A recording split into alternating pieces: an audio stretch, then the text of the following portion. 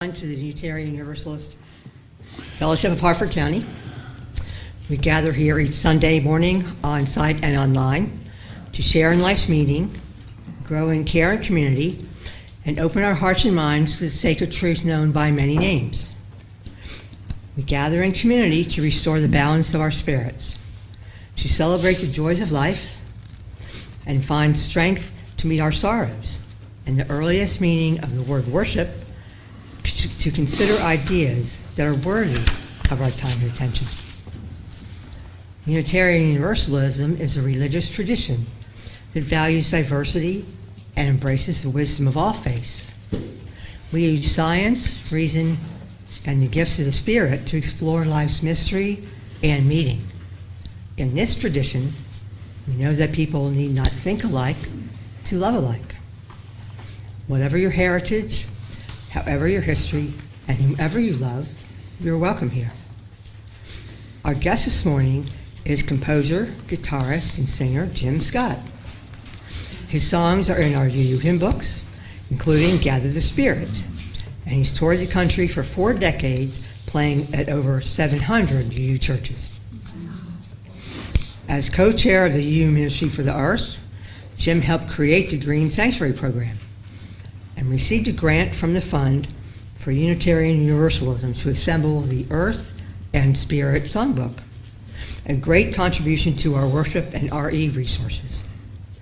Formerly a member of the Paul Winter Consort and co-composer of their Missa Gaia Earth Mass, Jim has gone on to record a number of CDs of his original music and publish a growing number of choral works. He won the UU Silliman Anthem contest for his piece, I Am Waiting. Please welcome Jim Scott.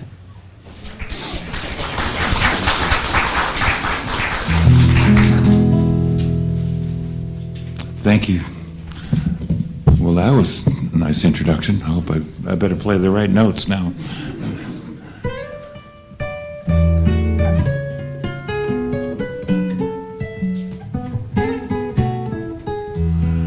I've been playing this song for a long time, since I first joined the Paul Winter Consort. I got to sing this song. It's been attributed to me, but I didn't write it. A great Brazilian composer, Ivan Lins, wrote the melody, and he let us put new English words to his melody. And I got to sing it. And you can help in 2 languages like this. In a circle of friends. This means friends when you hook your fingers together. In a circle, this means circle of sound. Try that much. In a circle of friends. In a circle of sound, all our voices will blend when we touch common ground.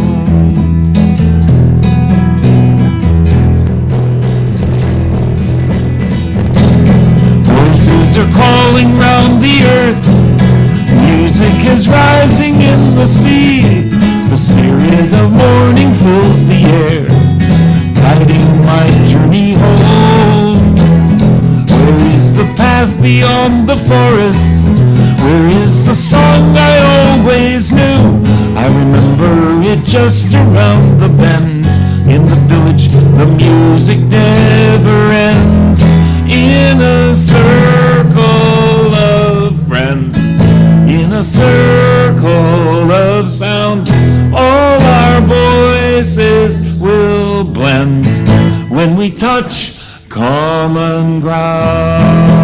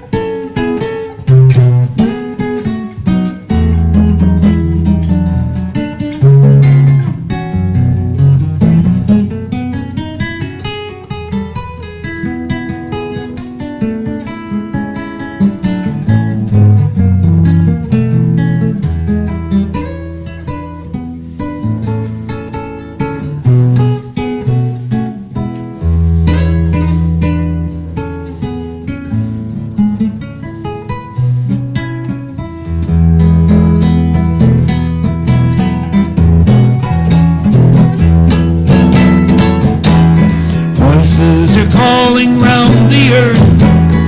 Music is rising in the sea.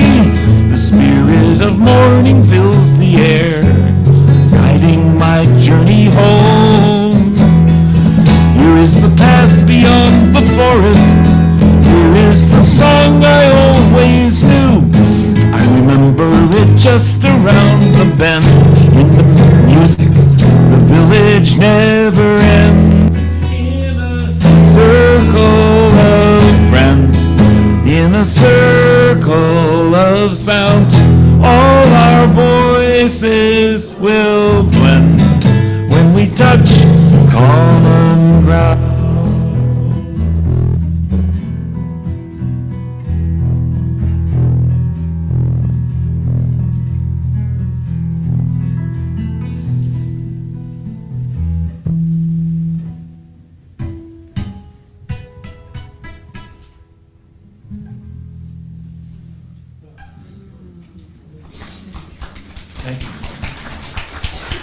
We light a chalice at the commencement of our spiritual gatherings, sometimes even at business meetings.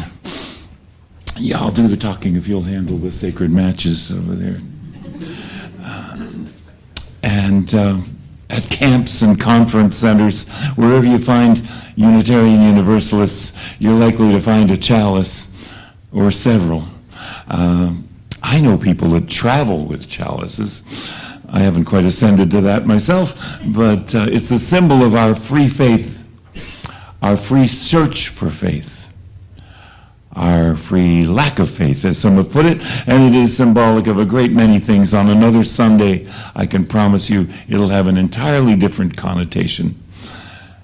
But for me today, it says, the earth is a being, a vessel, sailing on with a fire in its heart. The inside of the earth, someone told me, I believe it was on NPR, is virtually as hot as the sun. Now, if it's that hot on the inside, where are the flames on the outside? On this cooling planet, we must be them. We are that energy force, burning, oxidizing, green and blue and white when you see us from out in space, down here on the ground, fashioning from the earth a whole spectrum of color, providing this mysterious and mystical balance of peace and health and justice that we might call spirit. And I like this word spirit, as you'll see. Wasn't that a good segue? It's number 347 in the gray hymn book, or her book, or their book, or whatever.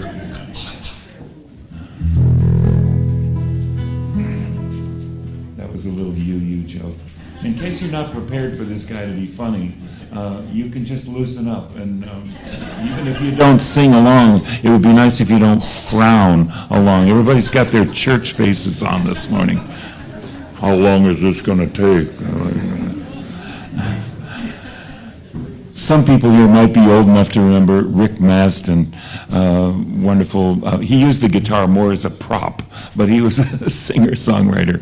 His song "Let It Be a Dance" in the hymn book is one of our staples. He was a really funny guy, and I watched him a couple of times. He would come up and imitate the audience, and I won't go that far, but I go to some churches of other denominations, so there's a lot more side to side, or some we kind of just don't move your body, nod your head kind of thing. So I know how we are. I started at the Universalist Church of Norwell, Massachusetts. I'm so old, before the merger. So, but this Unitarian Universalist thing has been my interest and passion and whatever else challenge for part of my life's work doing this. So may we stand as willing and able for this song. I like to start halfway through and sing you the refrain, sort of, as an introduction. That'll just be me and the people who weren't paying attention. Gather in peace. I was kidding, you can sing too. Gather in thanks, gather in sympathy, now and then. Gather in hope, compassion and strength. Gather to celebrate once again. Join us at the beginning. Gather the Spirit, harvest the power. Our separate fires will kindle one flame. Witness the mystery of this hour. Our trials in this fight appear all the same. Gather in peace, gather in thanks, gather in sympathy, now and then. Gather in hope, compassion and strength. Gather to celebrate once again. Gather the spirit of heart and mind. Seeds for the sowing are laid in store. Nurtured in love and conscience refined, with body and spirit united once more. Gather in peace, gather in peace, gather in thanks, gather in sympathy, now and then. Gather in hope, compassion and strength.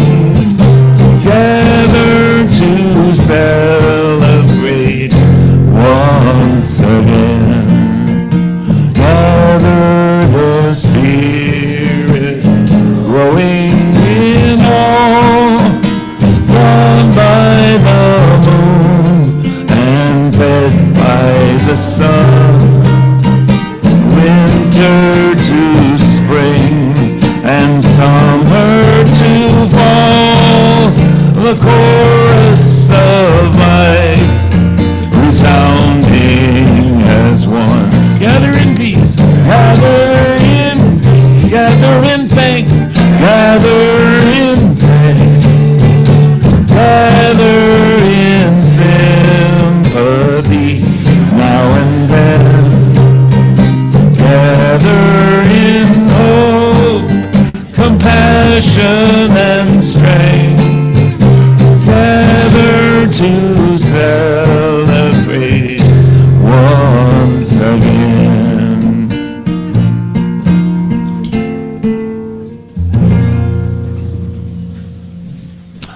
We are gathered again in that dangerous bastion, the church that threatens family values, the church that wants to undermine the authority of the Father, the church that has half forgotten the Creator in its pagan worshiping of the creation, the church that those right-wing radio ministries, I was listening to one this morning, have warned us about. This church of bleeding heart liberalism, some thinly veiled front for leftist politics, of homosexual propaganda. I like it here. The church that assures you you won't be going to hell no matter what you do in this life. And the church that often leaves the first few pews open for the diversity we're sure is going to show up. We're open to it. And the church of practicing witches whose very assertion they don't believe in any devil confirms they must be accomplishing some of his work. And the church that sings carefully, not sure if there are any words we can totally subscribe to and not be questioning ourselves tomorrow or in the next worship committee meeting. The church that is not sure if there is, in fact, anything that we can celebrate with that passion and abandon those other churches hold for Jesus the Savior, Son of God the Father, although something lurks in us, we might be missing out on some of their fun. There is a search for ecstasy, enlightenment, and other things, including free coffee, which is often the only thing whose origins we don't question that brings us together. This is my church, and I'm a zealot. This is the church that says to everyone, you're not only welcome, but we need you and your creative input in our continuing, dynamic, and evolving culture. Diversity is a strength, a survival mechanism we believe in. We face the challenge of weighing new and ancient wisdom in our search for guidance in this life, as well as the continuing creation of our own mythology. It's not an easy job. And we come together in meetings like this to offer each other ourselves for sustenance. Well, as the great minister at that Universalist church, when I was too young to really understand everything, used to say at that point, well, that's about all I had to say. But I'm not going to stop now. Yay, okay, something's going to happen. So you could probably tell, I have that pretty well memorized. I've said that thing for a lot of times. But I just hold the piece of paper so you'll know I thought about it ahead of time. So I want to just paraphrase. I said, you won't be going to hell no matter what you do in this life. And I didn't today, but every once in a while I see someone, look, what? Well, it's a basic tenet of universalism. And I remember my dad telling me this as we left that tall, narrow church with a spire in Assinippie Corner in Norwell, Massachusetts. I guess hell had come up, or maybe it was in a song, The Fires of Hell or something. And we left, and my dad, who was taller than I am, deep voice, had him for math in high school. He said, well, we Universalists don't believe that a loving God would sentence us to an eternity of damnation and hellfire. That's a myth that other people, other churches. That was a liberating thing to find out when I was 6 years old or 7 years old. That is the gift we give to our young people, to question this bombardment of common accepted knowledge and cartoons and everything else. And of course every Christmas everything from Jesus to Santa get all conflated, and it can be confusing. So we say, well, we got human rights, dignity and worth of every person. We got love, compassion in human relations. But then 3 and 4 of our principles, it says, you figure it out yourself, and we'll help you. But we don't have to agree to be together. That's important for me. And as I just brought up young people, there's a few under 21 in here.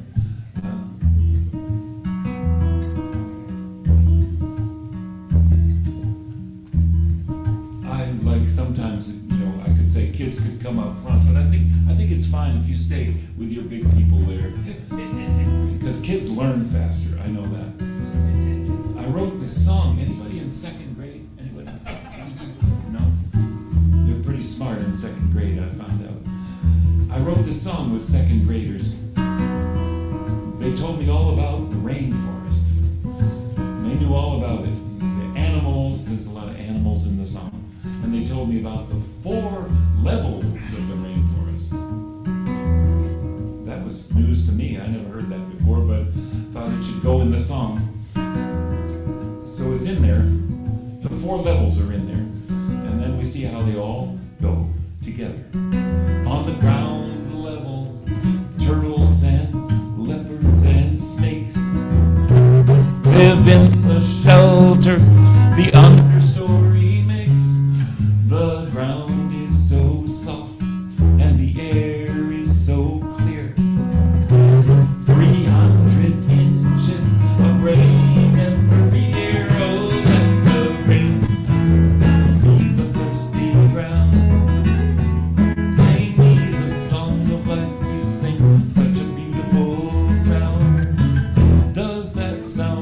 participatory chorus to you with 4 notes. Oh, let the rain, you can sing it. Feed the thirsty ground. Sing me the song of life. Sing me the song of life. You sing such a beautiful sound. And down in the ground, the worms and the ants nurture the roots of the flowering plants.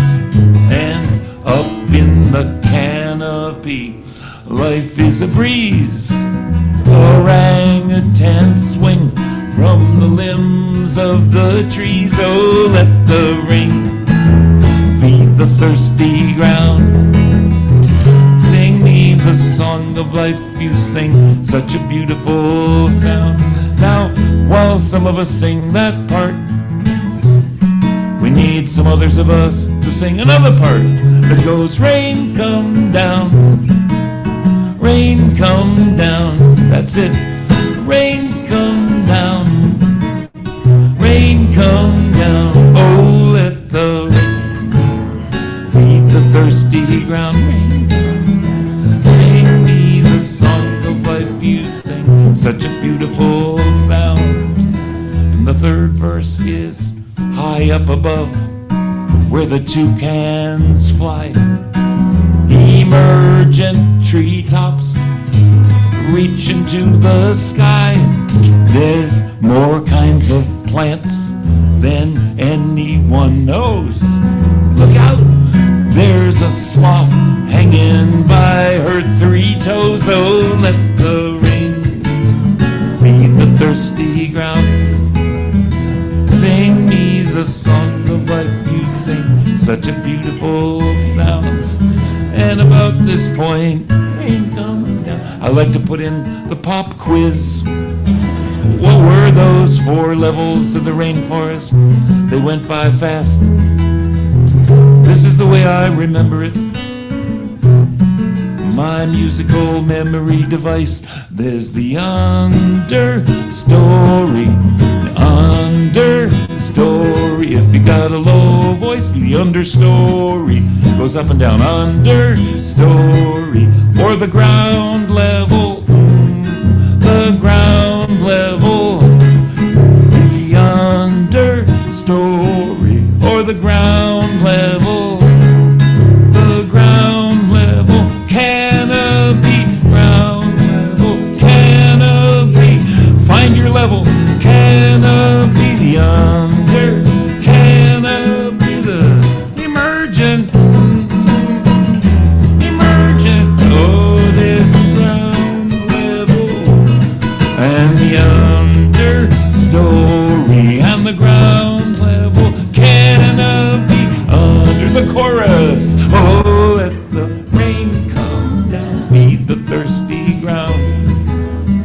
Sing me the song of life. You sing such a beautiful sound. Oh, let the rain feed the thirsty ground. Sing me the song of life. You sing such a beautiful sound. Rain come down. Rain come down. Rain come down. Rain come down.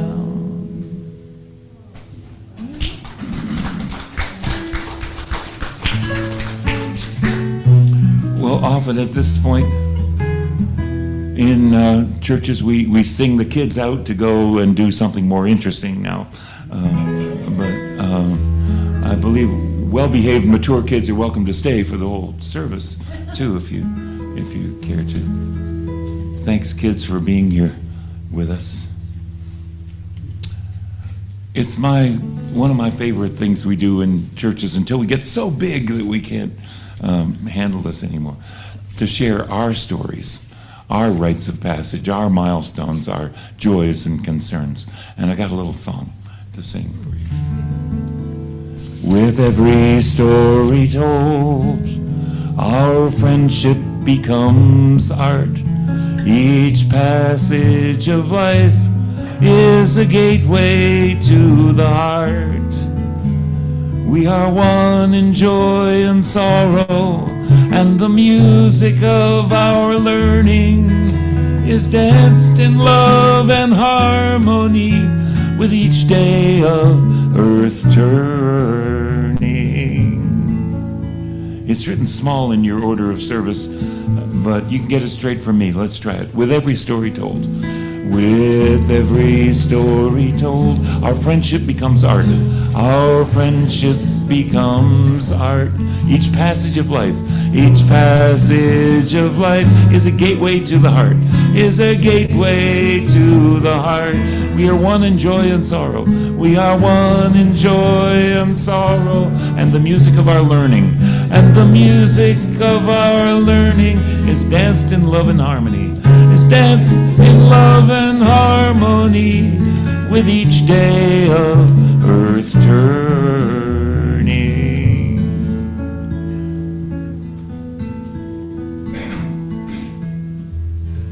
Laura.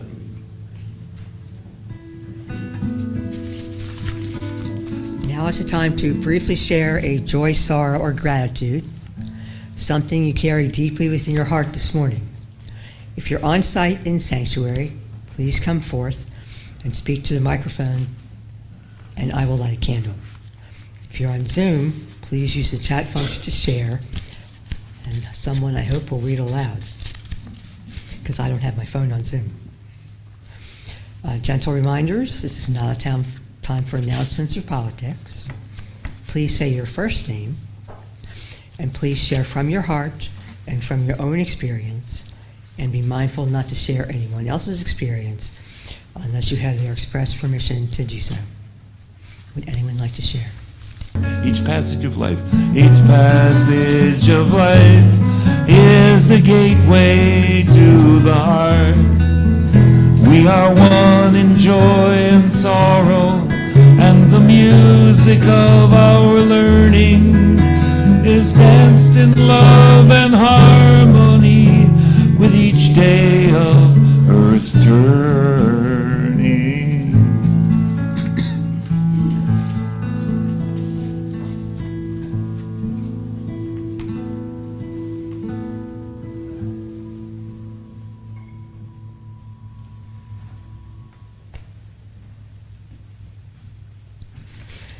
Each Sunday, we invite those gathered here to support the mission of this congregation by offering a financial contribution.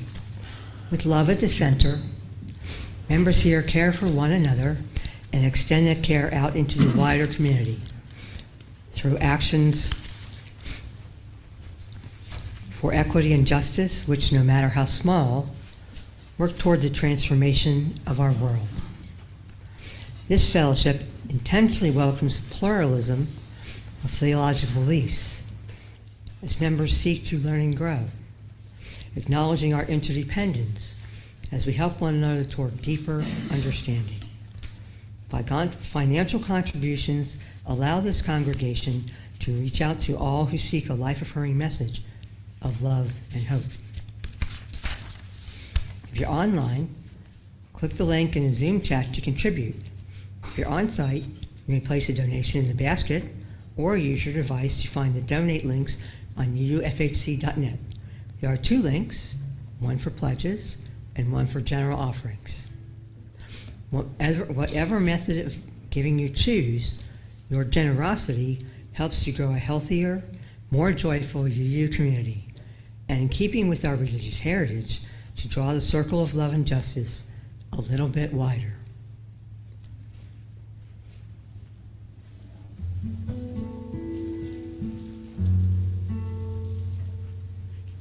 Far beyond the grasp of hands, or light to meet the eye, past the reaches of the mind, there find the key to nature's harmony in an architecture so entwined. Like the birds whose patterns grace the sky and carry all who join in love, expanding. The message of peace will rise in flight, taking the weight of the world upon its wings. In the oneness of everything, peace is in the dance of trees, who stir before the first breath of wind is yet perceived. Trust in the song, becoming one with the dance, and all mysteries can be believed. Songs of lives long past that touch our own are written in the earth, forever giving. And now, to maintain the harmony, gives to us all lives worth living. For the oneness of everything.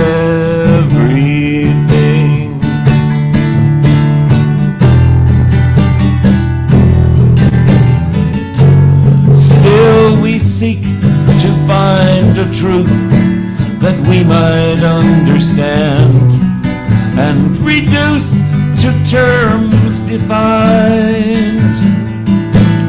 Vast and immeasurable time and space, all so overwhelmingly designed. Oh, passing years, just might I know the faith that winters in the heart, to be reborn in spring, to hear and to feel the pulse of life enters my soul as a song to sing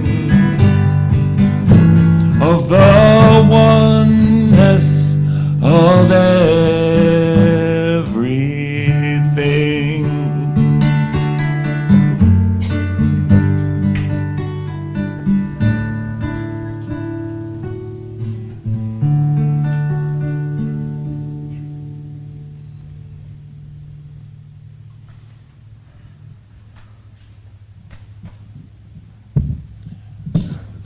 Don't knock anything over.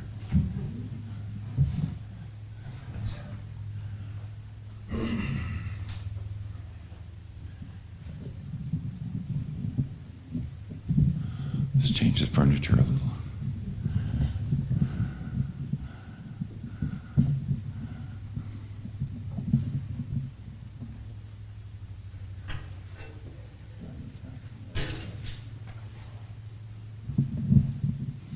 They let me talk too. I have a great friend. She was my manager decades ago, and I honor that she feels differently, religiously quite different from me. We've talked about it a lot, but I honor that. She is very Christian, and will speak of something. I'm not sure talking to, but yeah, I guess, talking to God and communing with Jesus, and what would Jesus do? And I say, well, I totally agree with, I like to think, what would Jesus do? That's good advice. I don't see him as, son of God, I guess, but he said we all are sons and daughters of God. So, and you'll pardon me, I know it can be controversial in some Unitarian Universalist churches, but I'm going to use the word God a lot here just for in this. It's a bit of a rant, but I have to tell you. what provoked, but I want to tell you what provoked this. That, we were talking, and she said something about, well, God will, somehow intervene. I never understood that. God intervening in sports events or something. Oh, I know there's a lot of trouble in the world, God, but if you could just help me sink this free throw, I'll cross myself. Sorry, wait a minute. I want to make sure that I don't get taken as some arrogant wise ass. I really honor. I think most of us would say we honor this as more as poetry and symbolism and so on. But we're going to discuss the reality of it right here. She said something about God that made me say, well, is God just for humans? Or for, oh no, everything. God made everything. Oh, really? Okay. Because animals too. Oh, yes, of course. And because I just saw on Facebook, someone said, come up one more inch. Oh, I'm so sorry your aged dog died, but I'm sure she's up in heaven happily chasing squirrels. Heaven's not so good for squirrels, I guess. So I said, well, just our Earth or other places, because we think there's life other. Oh yes, the whole universe. You mean the whole universe? Yeah. Do you have any idea the size that we're talking about, that God's going to watch over? She is very busy. So maybe I need to introduce here too that a few years ago we got news that these two black holes in space collided, and we felt we felt a shockwave from this. Okay. Oh God, of the two black holes that collided 1 billion years ago. But we just felt it now because it was so far away. And God, of the 275 million or so stars that will be born on this Earth day and again tomorrow. And God of this little star with 8 or 9 planets, depending on who's counting. And God of this little planet, are you the same God? God of the elements, water, air, fire, and earth. And God of viruses, bacteria, and DNA, of photosynthesis, contagion, and immunity, of growth and struggle, of suffering and surviving, of crimes and mistakes, of wounds, and of healing. God of evolution, diversity, and nature, and lately, humanity, of ideals and passion, of greed and dominance, of civilization, agriculture, industry, fossil fuels, and plastic. God of science and nonsense, God of truth and lies, God of war and oppression, enslavement, genocide, the refugees, the dispossessed, the lost, the broken, God of hate and anger and hiding right behind them, fear, and of amends and compassion and cooperation. Now this is important, of cooperation.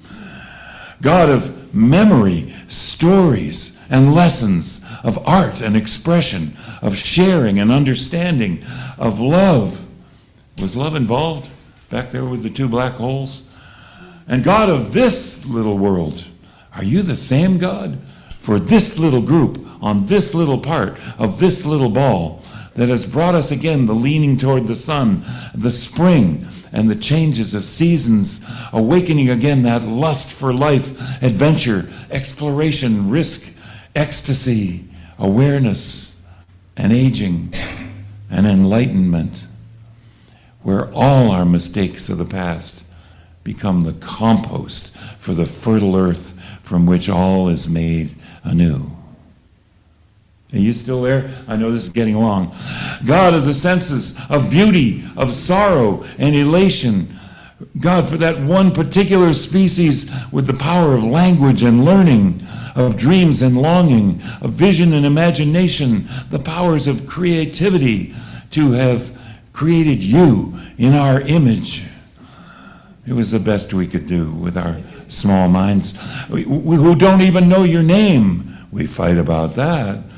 We who, in this last flash of time, have come to some little perspective on the whole thing. We're working on it. God of the wisdom of matter and energy trading places, of big bangs and expanding universes, and benign lack of oversight and trust in the evolution of things, to have let us go here with Eden. And maybe the same, but different on lots of other planets, around lots of other stars, in 500 billion galaxies, hundreds of billions of stars in each, 1 in 6 stars with planets around them. The odds are pretty good, God, of trillions of springs at this very moment. Thanks for all this.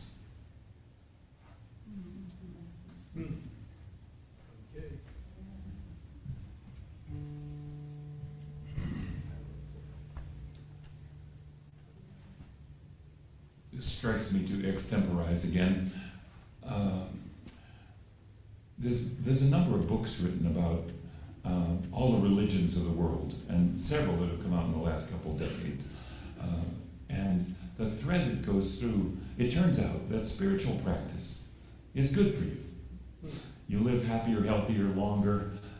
It's good for you, and it seems pretty much any spiritual practice. But the thread that goes through all these spiritual practices, I read this, is gratitude. You know, gratitude for another day, another sunrise, another opportunity to be together today, and so on and so on.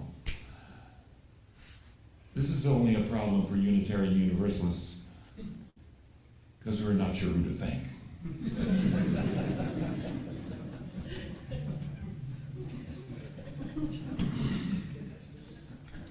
I am waiting in the silence.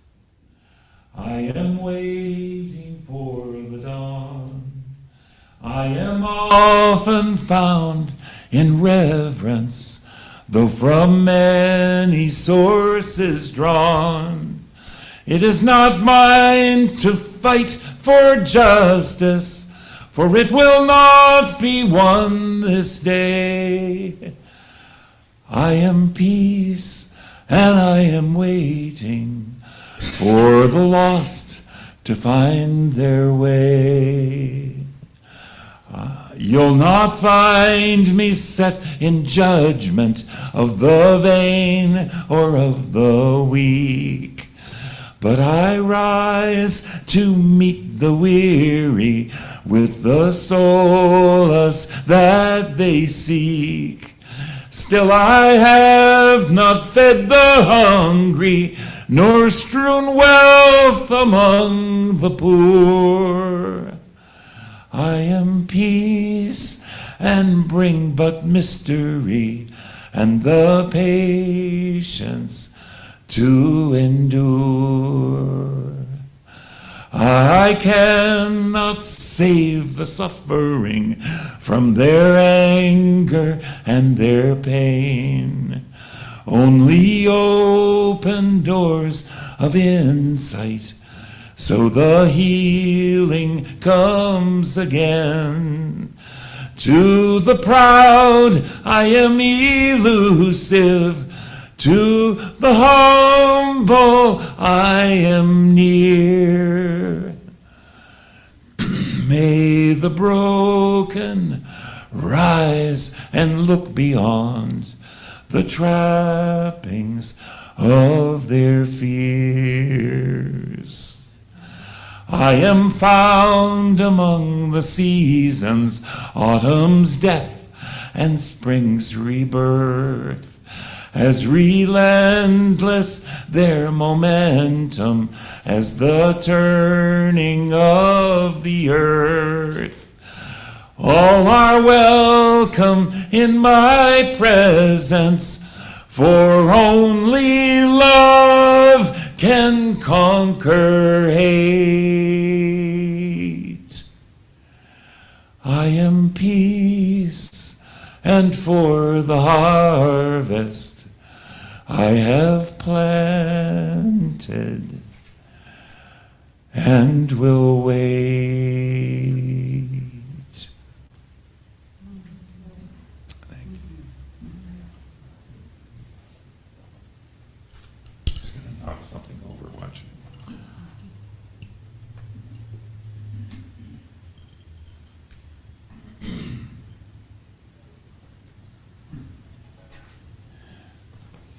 The sermon is mercifully shorter than a normal sermon, don't worry.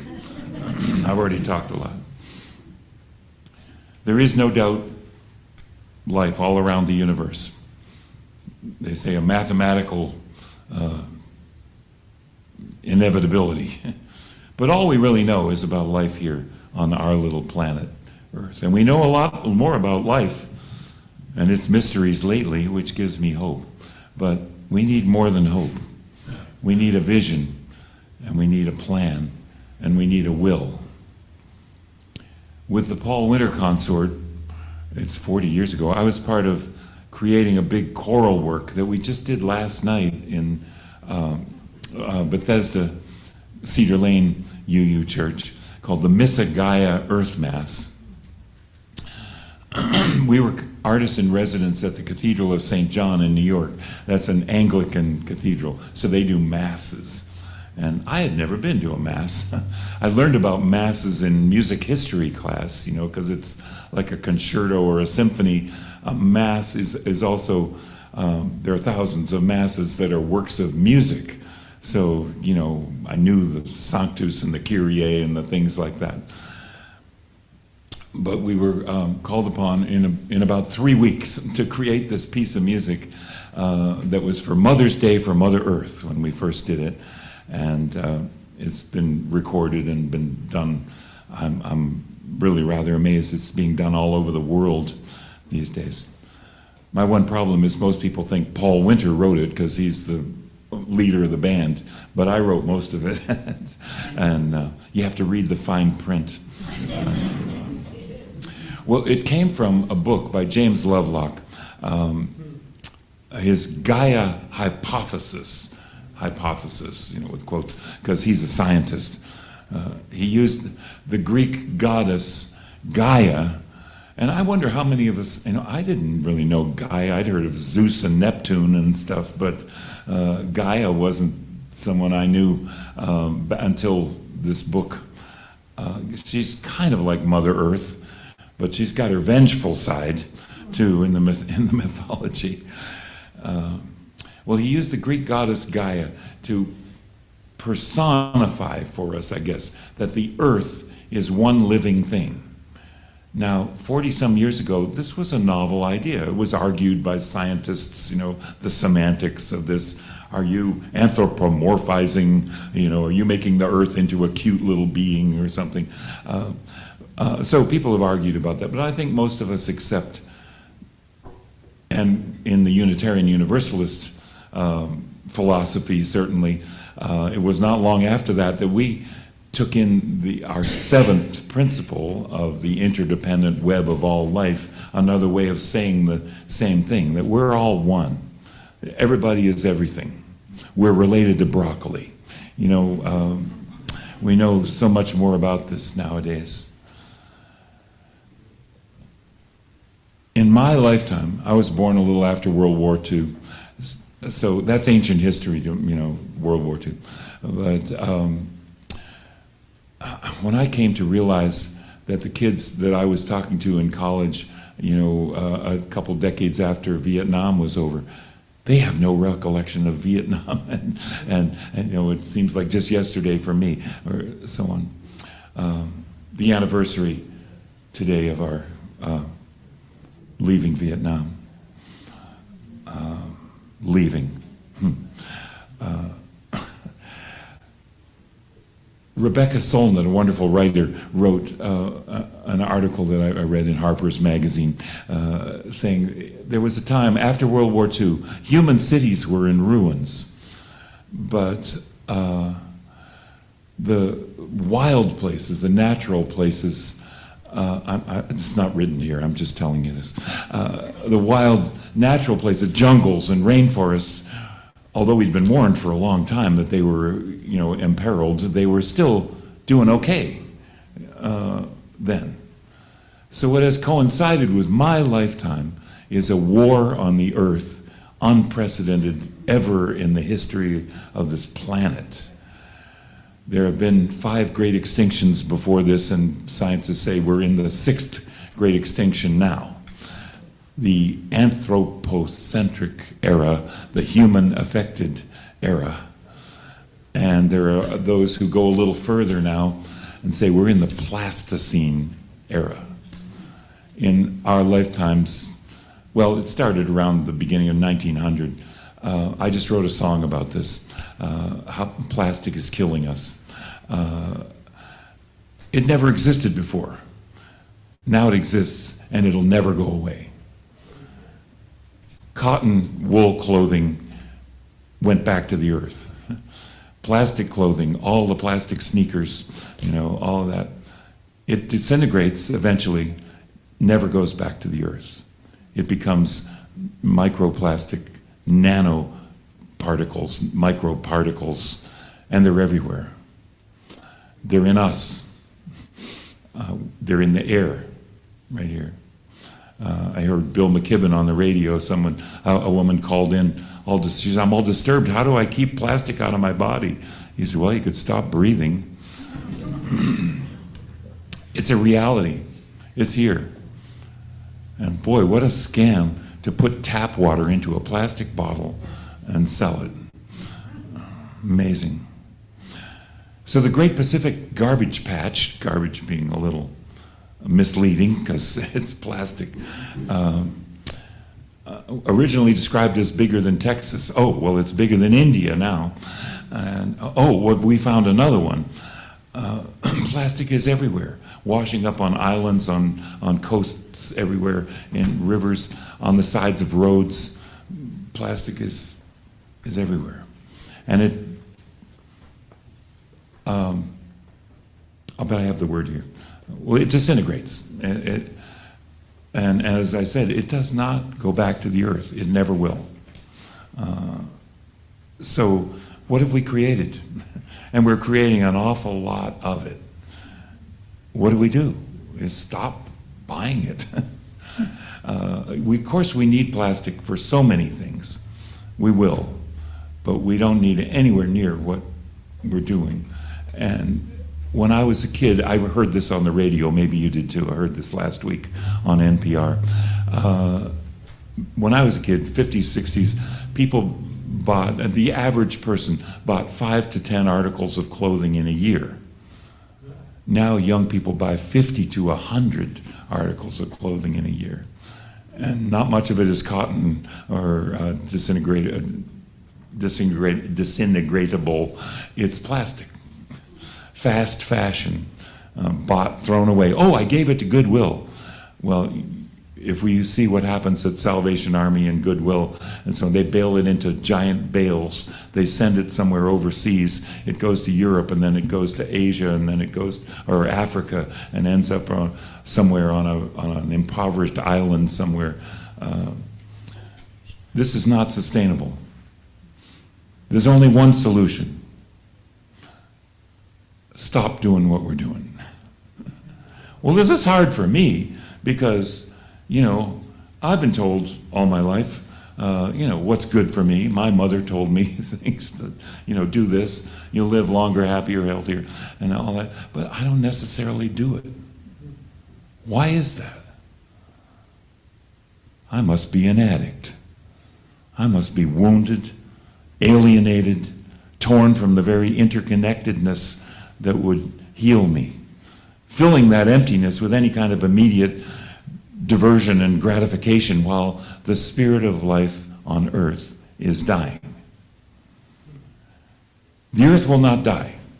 Humans will be long gone, and some forms of life will be here. We can bet.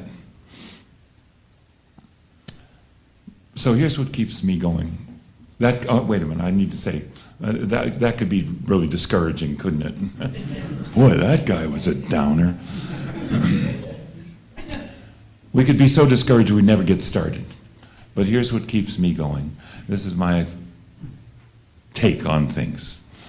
Everything that is me, the earth modeled for a long time. It's not long before I totally changed places with the earth.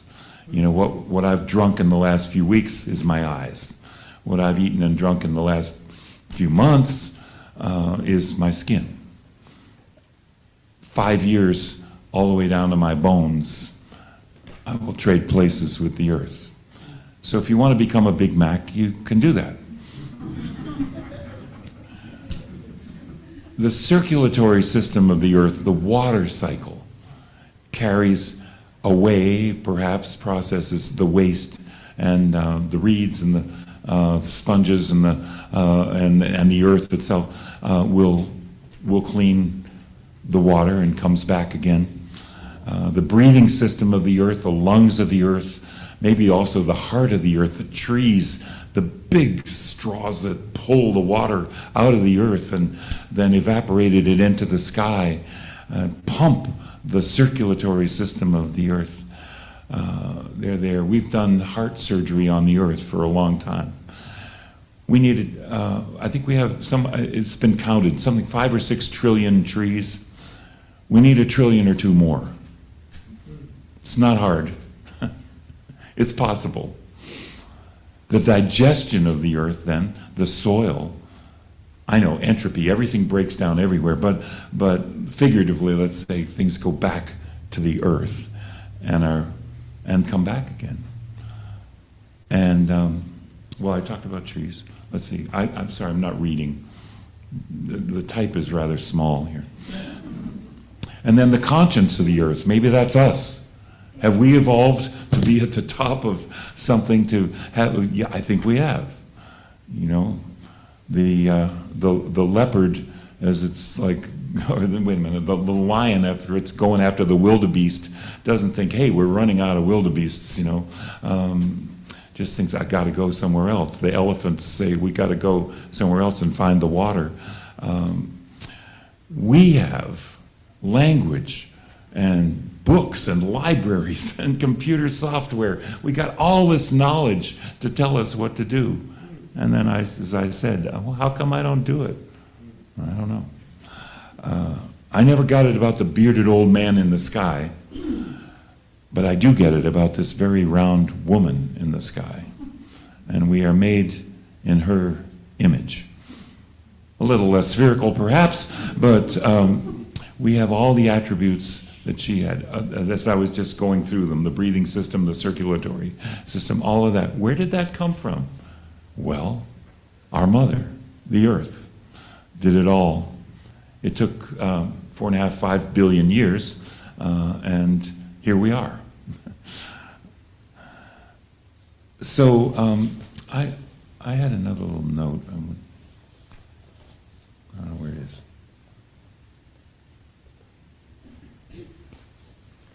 I might have to spare you that. I can't find it. Yeah.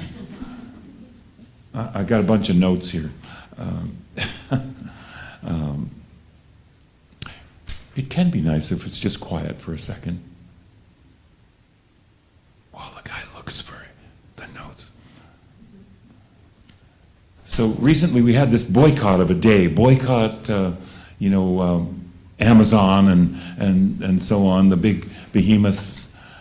I would highly recommend a couple of documentaries. They're on, you'll find them on Netflix, a documentary called Buy Now, which is about the people who made by some of the people who created the algorithms that have addicted us, enslaved us, colonized us, and are controlling us now. No, I make my own decisions. Well, watch that and see what they've done to us. Bill McKibben says these big corporations, they're real good at selling us personal responsibility. Oh, humans, they're making bad decisions, and the big corporations will say, oh, we're only giving them what they want. No, it doesn't work that way. Bill McKibben's saying they'll be very happy if you're content with picking up trash on the highway and recycling. What we got to do is confront those powers that be. And I've been saying this since before the last election, and now we all know where it's gone and how much more complicated it is now. But these giant corporations, here we are confronted by an administration of lies.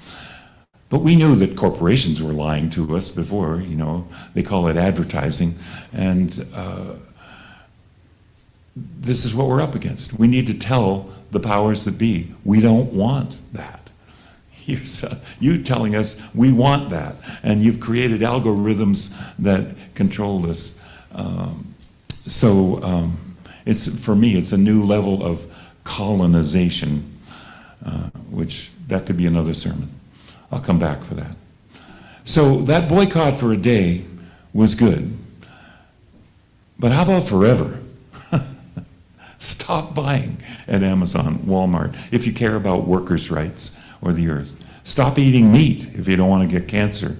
Stop buying plastic if you don't want to poison yourself and the world. Go electric any way we can and get the electricity directly from the sun instead of animals been dead for millions of years. Share what you have with everybody. Okay, that was the sermon. It's our job and our children's job to create a world, to be healers. And there's no word short of healing that I can find. It's our job now to be healers of the world and each other. Finding balance. Well, there's voting. Yeah.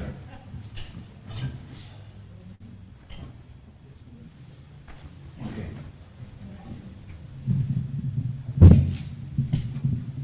Come down here.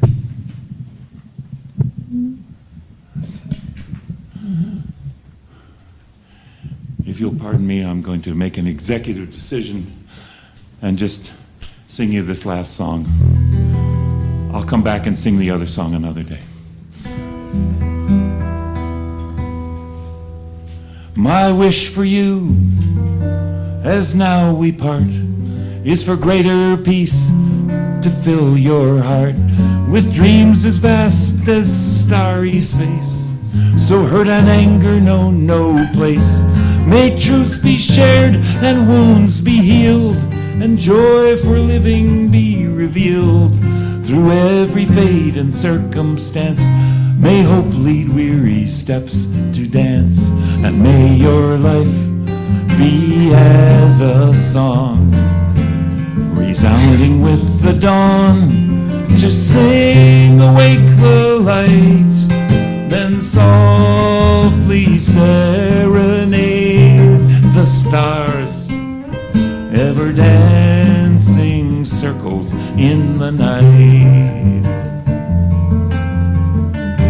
May fears be turned with keen insight to wisdom for what's just and right.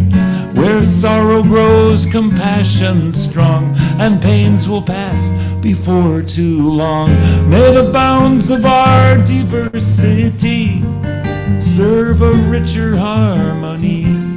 May courage hold your heart so true to smile on love when it smiles on you. And may your life be as a song, resounding with the dawn, to sing awake the light, then softly serenade the stars, ever dancing circles in the night.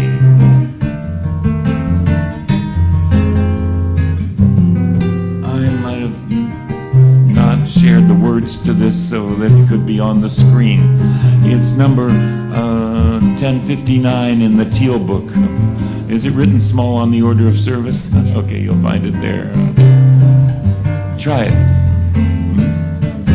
And may your life be as a song, resounding with the dawn, resounding with the dawn, to sing awake the light, then softly serenade the stars, ever dancing circles in the night. And may your life be as a song, resounding with the dawn, to sing awake the light, then softly serenade the stars, ever dancing circles in the night, ever dancing circles in the night, ever dancing circles in the night.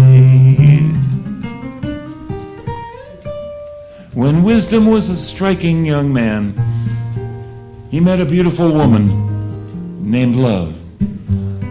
No, actually, I'm not sure who was the man and who was the woman. Maybe they were the same sex. I'd like to keep you, said Wisdom. You can't own me, said Love, but I love you anyway.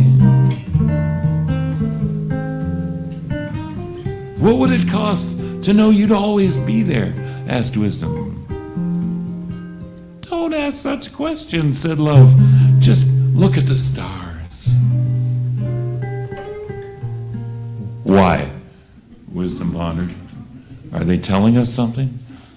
Oh, chill out, chided Love, which made Wisdom happy in a funny sort of way. And so it was that Wisdom fell in love with Love, and thus became truly wise.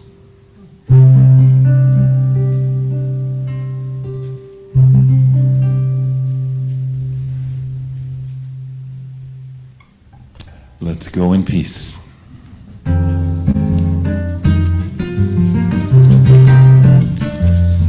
Join us for coffee hour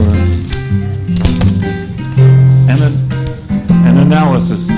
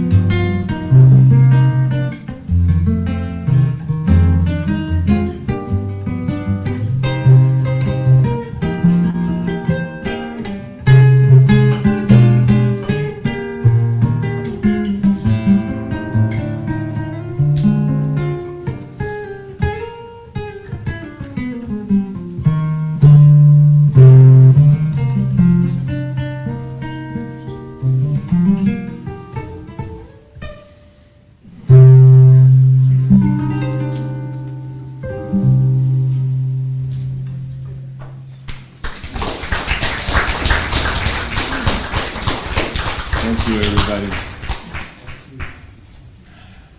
Our chalice seems to have just gone out on its own, so I forgot to extinguish the chalice. Didn't say anything about extinguishing the chalice. Did I leave something out? It's okay, we're all good. We're all good. We're all good. We're all good. There's those other churches where we're all damned. I don't know. That's good. We're all good. We're all good.